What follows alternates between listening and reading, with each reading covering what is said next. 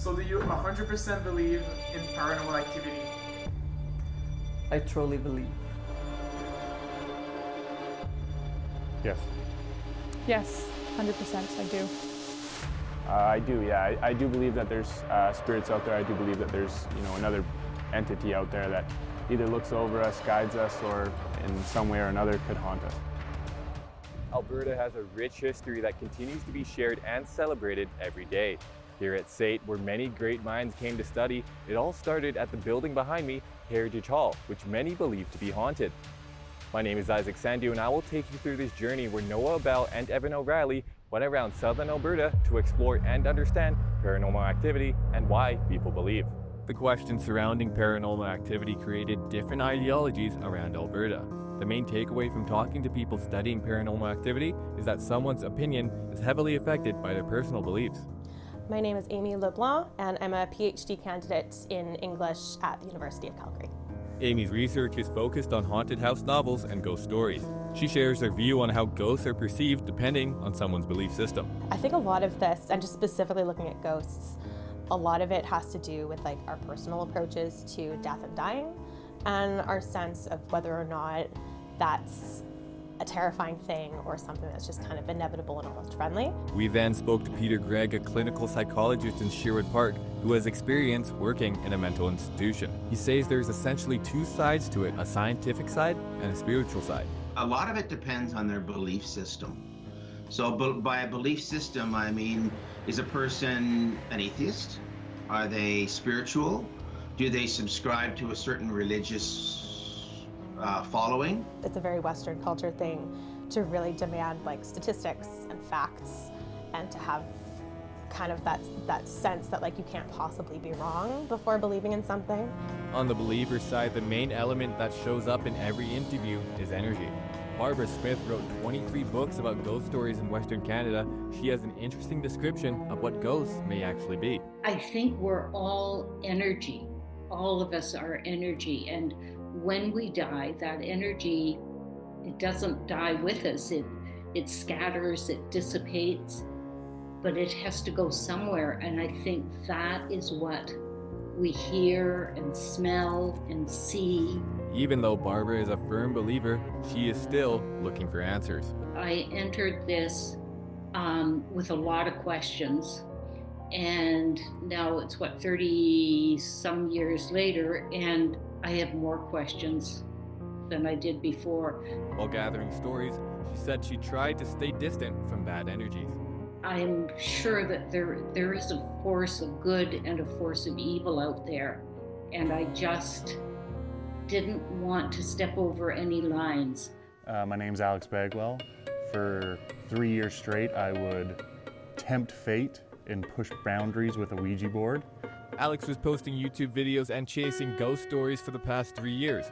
Because Alex has pushed many boundaries during that time, he has a good understanding of what lines should not be crossed. Everybody always says, respect, respect, respect, respect, right? I completely agree. You want to respect it. You got to leave it the same place you found it. Tracking paranormal activity comes with a lot of skepticism. You're going to get that area of concentration any place where there's a lot of emotion. Places like hospitals, theaters, fire halls, and other locations where positive or negative emotions were shared throughout the years are the places that tended to be deemed haunted. Scientists are consistently trying to find psychological explanations as to why humans can sense trauma or emotions in places they've never been before. Some research explores the idea that strong emotional experiences can leave biological or chemical residue in a place of trauma or stress. For the purpose of this documentary, we will continue to call this phenomenon paranormal activity, or in layman's terms, ghosts. My name is Neri Orozco. I'm from Mexico. I've been working at Civic for over 3 years. Civic Tavern is a bar in a 1905 Queen Anne Revival-style house in the Beltline district of Calgary. Its historical name is the Davis Residence. The building served multiple purposes throughout the years. With Civic Tavern now being a bar, thousands of people have crossed this door. The history can be felt when you enter the building. Before moving from Mexico, Neri was not a believer in the paranormal. I used to be very ignorant in this kind of, paranormal situations or phenomena. and very skeptical person. After spending a lot of late nights at Civic Tavern, he changed his perspective. After I moved here, I started, spending so much time at night, like really late, by myself. I have, all these kind of weird experiences that I don't know how to explain it. Neri shares an encounter he experienced at Civic Tavern. One of my best friends who owns this place and I were here very late, almost 4 in the morning, and we were waiting for one of our friends to show up. So I was standing right in front of the main door. So my friend Alan was on the 2nd floor. He told me that he was walking down the stairs. He turned to his left side and looked at me in front of the door. And then was someone behind me trying to reach me with his hand. He said he was like a woman. This example shows how history can stay attached to a location. The girl that Neri mentioned was seen by multiple witnesses. That night, Neri and Alan shared an experience. People usually use common experiences to confirm their bias. Now let's take a look at what happens when a neighborhood or a town has seen repeated trauma over the years. We went to Inglewood, the oldest neighborhood in Calgary, and the ghost town of Wayne, Alberta, to investigate and understand why they have haunted locations. We're here at Heritage Calgary to talk with Cynthia Clausen. Cynthia is going to tell us why Inglewood is such a storied community. Cynthia Clausen is the Heritage Program Manager at Heritage Calgary.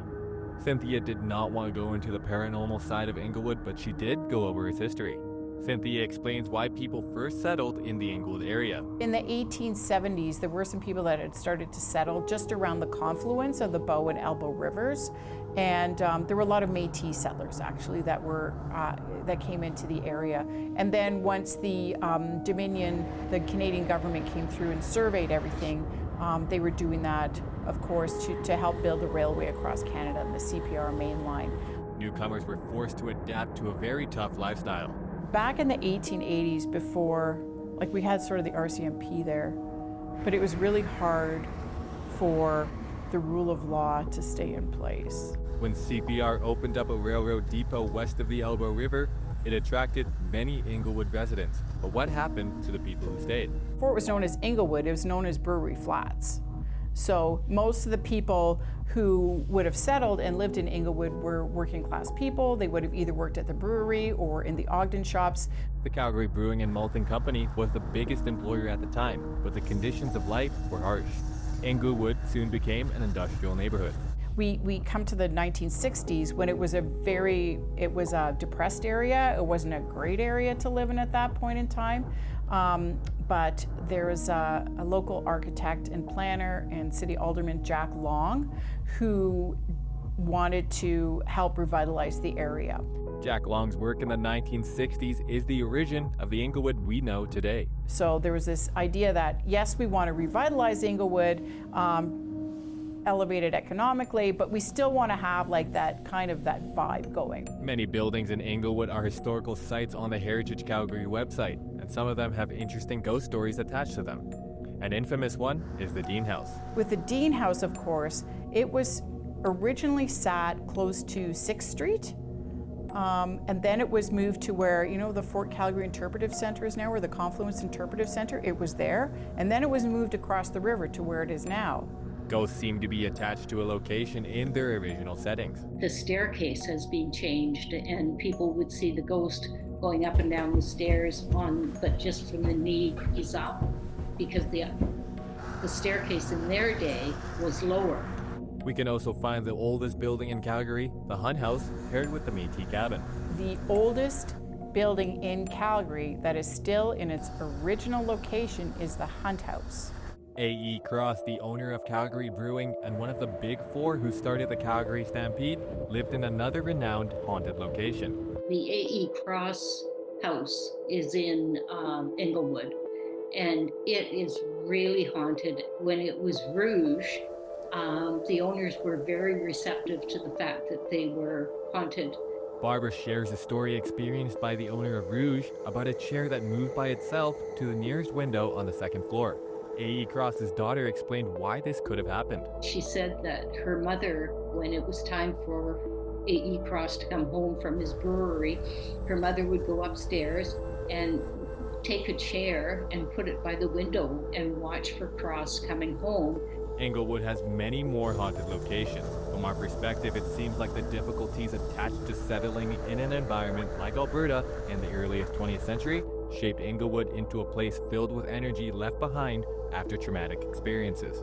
Harsh temperatures, a lack of technological advancement, a lack of law enforcement, and historical events like World Wars and the Great Depression all affected the settlement and development of Englewood and Calgary as a whole. All these factors can play a role in the atmosphere of a place and what the human brain can sense. We're here in Wayne, Alberta in front of the Last Chance Saloon to talk to Jet and Rebecca, who are going to be the future owners of the saloon, about their past experiences with the paranormal. Wayne, Alberta is located an hour and 30 minutes outside of Calgary and 11 bridges away from Drumheller. Despite being a ghost town, there is still one building very active. This place is the Last Chance Saloon. My name's Jet Douglas. My parents bought the bar in 2011, and ever since then, I was 11 years old, I started working here. 12 years old, I started working here as a family-run business, and then after that, I finished university and decided that I'd take this place over one day, and just waiting for my parents to retire. The bar and the adjacent hotel were built in 1913 and is one of the only buildings left from the early days of Wayne. Back then, it was a mining town. So in the 20s to 40s, it was a mining boom. So there's 2,500 people that live in this valley at that time. Now there's about 25. The area's coal industry was booming in the 1920s. The Red Deer Coal Company opened the first mine, the Rose Deer Mine, and the population of Wayne skyrocketed. You know what it's like, you get 3,000-4,000 men together and there's no kind of civilizing force there. And yeah, it was nasty. And you could feel it. The mining life was so hard and the violence was so present that in the 1920s, the Last Chance Saloon was nicknamed the Bucket of Blood. There's been obviously a lot of deaths over the years, over 112 years. There's a lot of people that died in this area, so I think that's where those people reside. Alex Bagwell lives in Drumheller and talks about the history of violence. We're talking about 1910s, 1900s. There were some pretty shady groups. I can say this, the KKK was in Wayne, Drumheller, or Wayne, Alberta. The KKK was there. They did stake burnings. It happened. 100% that's true. That was a really tough area. The coal miners, that was the Wild West. There was not much law there. And the Ku Klux Klan had tarred and feathered someone up on the third floor. We keep the third floor completely open. We don't allow any occupancy up there. So we believe that that's kind of like their, their grounds to hang out, to be with the place, to take care of the place. I think the third floor has something going on inside of it. You wouldn't have that if there wasn't something real. It wouldn't be as sold as big as it is online for it being haunted if there wasn't something there. Some woman was really curious and she went up there. And I think he said to me, she came back a changed woman or something. She got the dickens scared out of her, for sure.